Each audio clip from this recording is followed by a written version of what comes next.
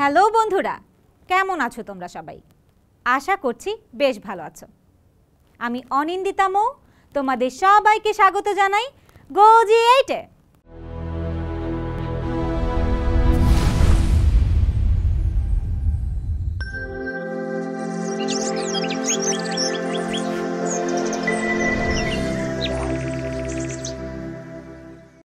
বন্ধুরা, আজকে আমরা আলোচনা করব একাদশ দ্বাদশ শ্রেণীর হিসাব বিজ্ঞান দ্বিতীয় পত্রের ষষ্ঠ অধ্যায় অর্থাৎ আর্থিক বিবরণী বিশ্লেষণ নিয়ে। তাহলে চলো শুরু করা যাক। যদিও এই অধ্যায়ের নাম আর্থিক বিবরণী বিশ্লেষণ, এই অধ্যায়কে তোমরা প্রায় সবাই অনুপাত বিশ্লেষণ নামেই বেশ ভালোভাবে চেনো। এই অধ্যায়টি তোমরা এসএসসিতেও কিন্তু করে এসেছো। আবার প্রায় একই রকম অধ্যায় তোমরা ফিন্যান্স প্রথম পত্রেও দেখতে পাবে। তো বন্ধুরা, চলো এই অধ্যায়ের নাম অনুযায়ী আমরা সংক্ষেপে আর্থিক বিবরণী বিশ্লেষণ কি তা জেনে নিই। তোমাদেরকে জানিয়ে রাখতে চাই, ব্যবসায়ের বিভিন্ন আর্থিক পরিকল্পনা গ্রহণ করার জন্য বিভিন্ন ধরনের আর্থিক বিবরণীর বাইরেও কিছু পদ্ধতি অনুসরণ করতে হয়।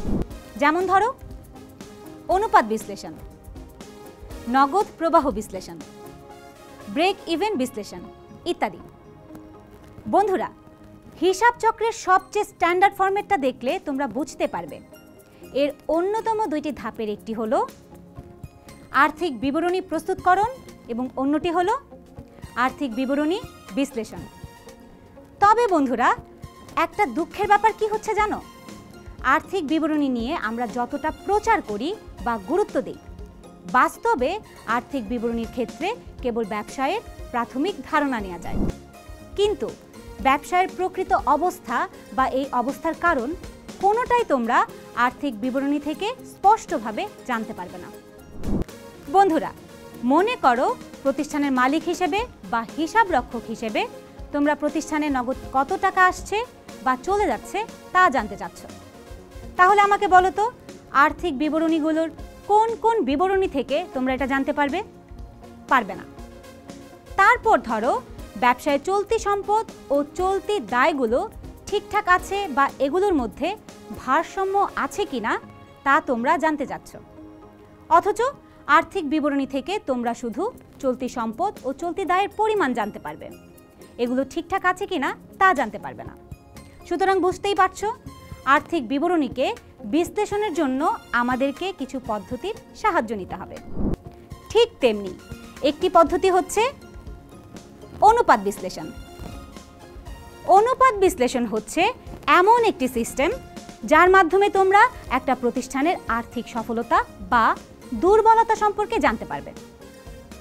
অনুপাতের ক্ষেত্রে দুইটি রাশির মধ্যে তুলনা করা হয়, আর অনুপাত বিশ্লেষণের ক্ষেত্রে সেই তুলনার বিশ্লেষণ করা হয় এবং সেই অনুযায়ী সিদ্ধান্ত নেওয়া হয়। বন্ধুরা, এবার আমরা মূল আলোচনায় আসি। আমাদের এই অধ্যায়টি সম্পূর্ণ সূত্র নির্ভর। এখানে বোঝানোর মতন তেমন কিছু নেই। তোমরা 7টি সূত্র মুখস্থ করে রাখতে পারলেই এই অধ্যায় থেকে নিশ্চিতভাবে 10-এ 10 পাবেই। যেই অনুপাতগুলো পরীক্ষায় আসে সেগুলোকেই আমি গুরুত্বের ভিত্তিতে তোমাদের সামনে লিস্ট আকারে উপস্থাপন করছি। বন্ধুরা, চলো তাহলে জেনে নেই সেই 7টি সূত্র কি কি। সেগুলো হচ্ছে চলতি অনুপাত, তড়িৎ বা দ্রুত বা তরল বা অ্যাসিড টেস্ট অনুপাত, মজুদ আবর্তন অনুপাত, বিনিয়োজিত মূলধনের আয় অনুপাত, কার্যকরী মূলধন অনুপাত, দায় মালিকানা অনুপাত এবং সব শেষে আছে নিট লাভ অনুপাত। বন্ধুরা, এতগুলো সূত্র পড়ে পরীক্ষার হলে গেলে তুমি সহজ সূত্রও ভুল করে ফেলবে। তার চেয়ে বরং এই 7টা সূত্র খুব ভালোভাবে পড়ে প্র্যাকটিস করার পর তোমার হাতে যদি পর্যাপ্ত সময় থাকে তাহলে আরও 4 থেকে 5টি সূত্র শিখবে, যা আমরা এই অধ্যায়ের সবার শেষের দিকে আলোচনা করব। চলো বন্ধুরা, শুরু করা যাক। আমাদের প্রথম সূত্রটি হচ্ছে চলতি অনুপাত নিয়ে। চলতি অনুপাত বের করার জন্য চলতি সম্পদকে চলতি দায় দিয়ে ভাগ করা হয়। তোমরা সবাই চলতি সম্পদ সম্পর্কে ভালো মতোই জানো। তারপরেও তোমাদেরকে রিভিশনের সুবিধার্থে বলছি। চলতি সম্পদগুলো হচ্ছে নগদ তহবিল, ব্যাংক জমা, প্রাপ্য বিল, দেনাদার, মজুত পণ্য, অগ্রিম ব্যয়, বকেয়া আয় ইত্যাদি। একই সাথে চলতি দায়গুলো হচ্ছে ব্যাংক জমাতিরিক্ত প্রদেয় বিল, পাওনাদার, অগ্রিম আয়, বকেয়া খরচ ইত্যাদি। বন্ধুরা, আরেকটা বিষয় মনে রাখবে, চলতি অনুপাতের আদর্শ মান হচ্ছে 2:1, অর্থাৎ প্রতি 1 টাকা চলতি দায় পরিশোধের জন্য 2 টাকার চলতি সম্পদ থাকতে হবে। বন্ধুরা, সব কিছুরই একটা স্ট্যান্ডার্ড মান থাকে, ঠিক তেমনি চলতি অনুপাতের ক্ষেত্রেও একটা স্ট্যান্ডার্ড মান রয়েছে, সেটা হচ্ছে 2:1। আপাতত তোমাদেরকে এতটুকু জানলেই চলবে। তো বন্ধুরা, আমরা আজকে কি শিখলাম? চলতি অনুপাত বের করার জন্য চলতি সম্পদকে চলতি দায় দিয়ে ভাগ করতে হবে এবং চলতি অনুপাতের আদর্শ মান হচ্ছে 2:1।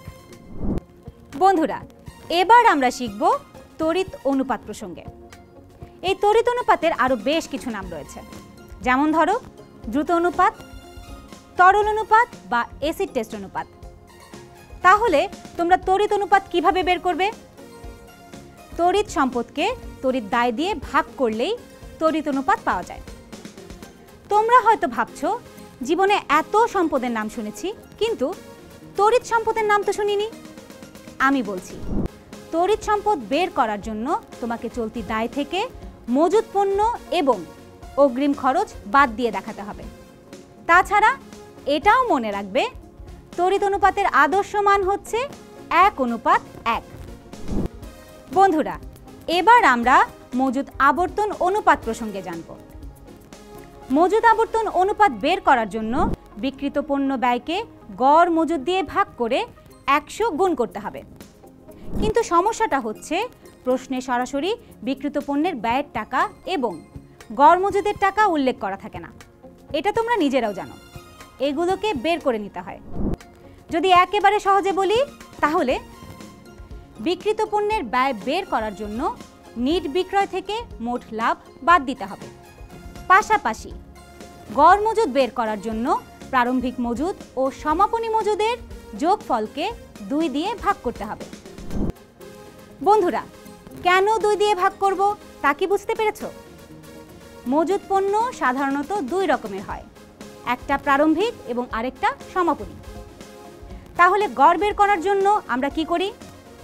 উপরে থাকে 2টা রাশির যোগফল আর নিচে থাকে মোট রাশির সংখ্যা। এর জন্য আমরা 2 দিয়ে ভাগ করেছি। কিন্তু যদি প্রশ্নে যে কোনো একটা মজুদ পণ্য দেয়া থাকে, তাহলে তুমি এই 2 দিয়ে কি ভাগ করবে? এখানে রাশি আছে একটা আর ভাগ করবে 2 দিয়ে, এটা কি সম্ভব? কখনোই সম্ভব না। সুতরাং বুঝতেই পারছো, প্রশ্নে যে কোনো একটা মজুদ পণ্য দেয়া থাকলে সেটাই গড় মজুদ হিসেবে বিবেচিত হবে। তাহলে আমরা কি শিখলাম?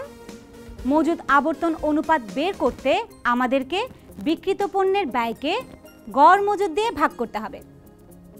তবে বন্ধুরা, তোমরা মনে রাখবে, মজুদ আবর্তন অনুপাত বের করার পর আমাদেরকে শেষে বার লিখতে হবে, অর্থাৎ বছরে কয়বার মজুদ পণ্য আবর্তিত হয় সেটাই আমরা এখান থেকে জানতে পারব।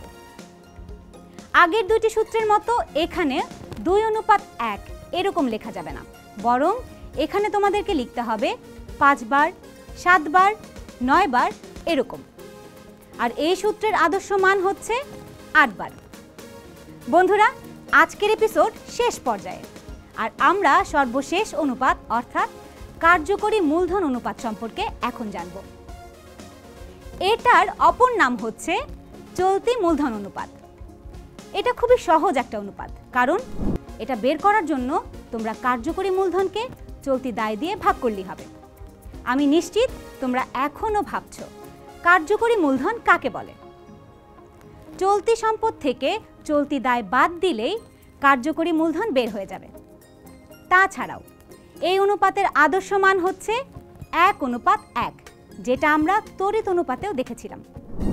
কিন্তু বন্ধুরা, তোমরা হয়তো খেয়াল করেছো, এ জাতীয় অনুপাত 2টি।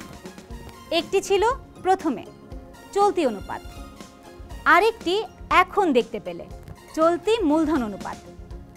এখানে কনফিউজড হওয়া যাবে না। চলতি অনুপাত বের করার জন্য আমরা চলতি সম্পদকে চলতি দায় দিয়ে ভাগ করেছি।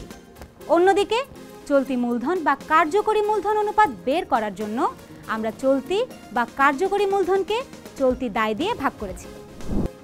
বন্ধুরা, তোমাদের হয়তো প্রশ্ন আসবে মনে, মাত্র 4টি সূত্রের জন্য এত সময় লাগলো? এগুলো মুখস্থ করলেই তো হয়ে যেত।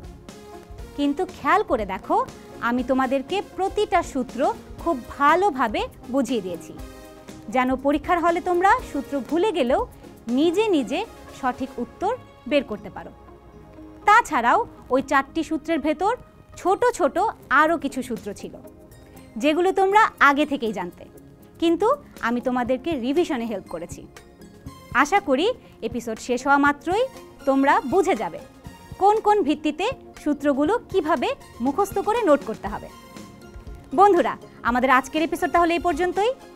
পরবর্তী এপিসোডে আমরা আরও কিছু সূত্র নিয়ে তোমাদের সামনে হাজির হব। ততক্ষণ পর্যন্ত সবাই ভালো থেকো, সুস্থ থেকো এবং অবশ্যই গো-জি8 এর সাথেই থেকো।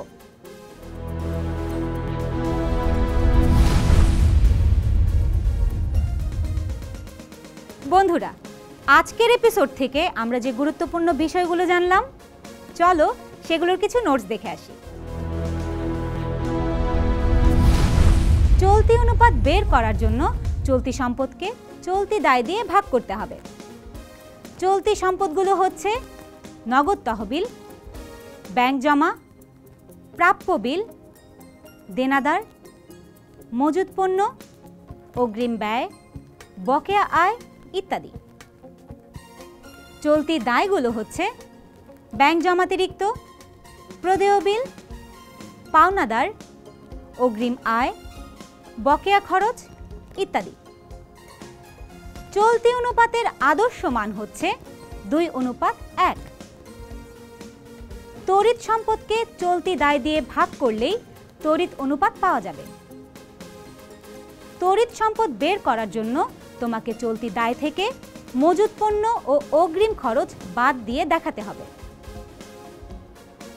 তড়িৎ অনুপাতের আদর্শ মান হচ্ছে 1:1। মজুত আবর্তন অনুপাত বের করার জন্য বিক্রিত পণ্যের ব্যয়কে গড় মজুত দিয়ে ভাগ করতে হবে। গড় মজুত বের করার জন্য প্রারম্ভিক মজুত ও সমাপনী মজুদের যোগফলকে 2 দিয়ে ভাগ করতে হবে।